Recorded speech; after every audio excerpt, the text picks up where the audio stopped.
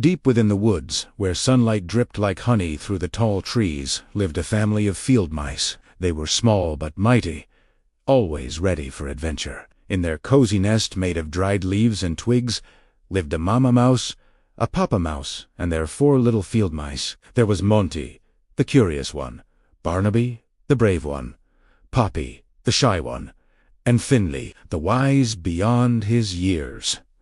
One sunny morning, Papa Mouse announced he would take the little mice on an exciting trip to the nearby Meadowlands to gather supplies for winter. The little mice squealed with delight, except for Finley, who said, "But, Papa, the Meadowlands are so far, and the Owl King reigns there. He might eat us."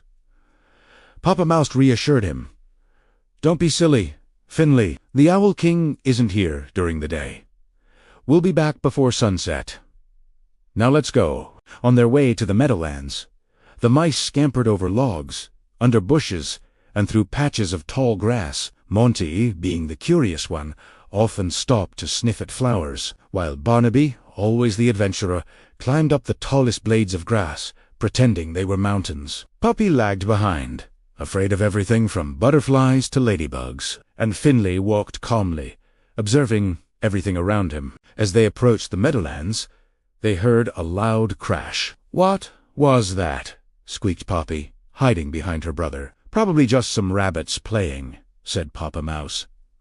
But then they heard a deep voice. "Playing? I wasn't playing. That foolish squirrel stole my nuts. Again, I'll catch him one day." It was the biggest, meanest-looking badger the mice had ever seen. "Quick-eyed!" squeaked Mama Mouse, and the mice scurried under a bush. The badger sniffed the air. "Did someone say cheese?" "I smell cheese," he growled. The mice held their breath, hoping the badger wouldn't sniff them out. But then Monty, the curious one, sneezed loudly. The badger sniffed again and started digging in the dirt where Monty had sneezed. "You little field mouse!" he snarled. Lunging towards them, the mice scattered. Papa Mouse, seeing that they couldn't outrun the badger, stopped and faced him. "Leave my family alone," he said bravely. The badger laughed. "So the great Papa Mouse wants to fight me. Easy prey," he sneered, getting ready to pounce. But before he could, Finley stepped forward. "Wait," he squeaked, surprising everyone. "Why don't we make a deal? You can have all the nuts you want if you let us go." The badger considered this.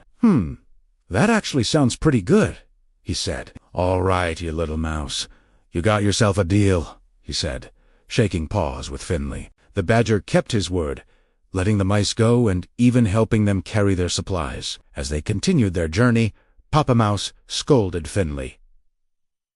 "What were you thinking? You could have been eaten." But Papa Finley replied, "We got what we needed, and no one got hurt. Sometimes being a little clever is better than being the strongest." Papa Mouse thought for a moment. You might be right, son," he said, smiling. "I guess being clever isn't bad." From that day on, whenever the mice encountered a bully, they remembered Finley's wisdom. Being strong wasn't always necessary.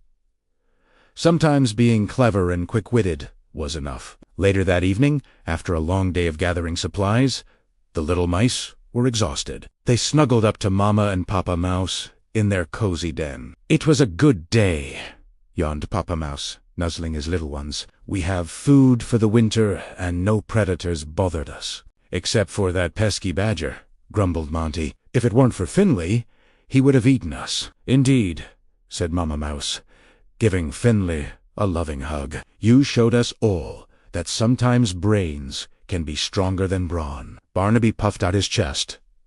"Well, I still think being brave is the best. If I hadn't climbed up that tall blade of grass, we wouldn't have found all those yummy berries. And if Poppy hadn't been so scared of butterflies," added Monty, "we never would have found the perfect spot to play." Poppy blushed. I'm sorry I was scared. But maybe being brave isn't always about facing your fears. Maybe it's also about helping others face theirs." She looked at Barnaby, who seemed a bit down. "Like when I was too scared to pick that wildflower. You picked it for me. You were being brave for me." Barnaby smiled. "Well, I guess we all have our strengths," he said, "and together we can do anything." "Exactly," squeaked Finley. "Our differences make us a great team." The little mice snuggled closer, each lost in thought. They realized that being different wasn't bad. It made them special, and together they were stronger than they could ever be alone. As the night went on, the little mice drifted off to sleep, dreaming of adventures yet to come. In their dreams, they soared through the forest, braver, smarter, and more united than ever before. Deep within the Enchanted Forest, where mystical creatures roamed free, lived a young deer named Fawn. Unlike his mother, who was graceful and elegant, Fawn was clumsy and awkward. No matter how hard he tried, he just couldn't seem to get his hooves right. One day, feeling disheartened and alone, Fawn stumbled upon a clearing filled with colorful mushrooms. As he sat on a nearby log, a wise old owl perched on a branch above him. "Why the long face, young Fawn?" she asked gently. Fawn sighed. "I'll never be a great deer like my mother. I'm just too clumsy."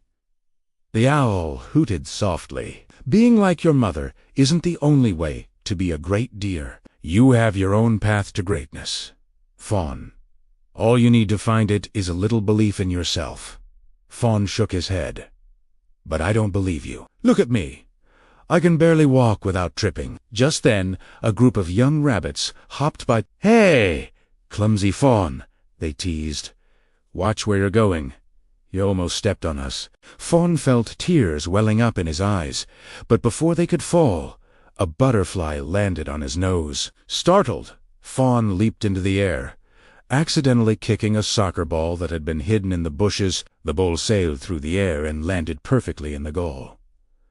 A fox trotted up to Fawn, surprised. "Wow, you kicked that ball really well. Can you help me practice my trick shots?"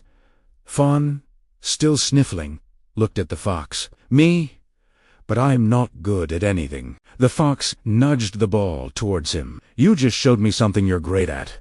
Now show me that trick shot again." And so Fawn spent the afternoon practicing trick shots with a fox, realizing that being great didn't mean being perfect. It meant finding what you were good at and practicing it. As the sun set, Fawn returned home, his heart lighter than it had been in weeks. He might not be the most graceful deer, but he was good at something, and that made him feel great. From that day on, Fawn practiced his trick shots every day, getting better and better. Soon he was known throughout the Enchanted Forest for his amazing skills. Not just as a clumsy fawn, he was Fawn, the trick-shot wonder. And so the little mice lived, happily ever after, in their cozy nest in the woods, going on many more adventures and always remembering to use their smarts and work together. As for Finley, he became known throughout the forest as the wisest of the little mice, proving that being small didn't mean being weak, and that wisdom was a strength that could overcome any obstacle.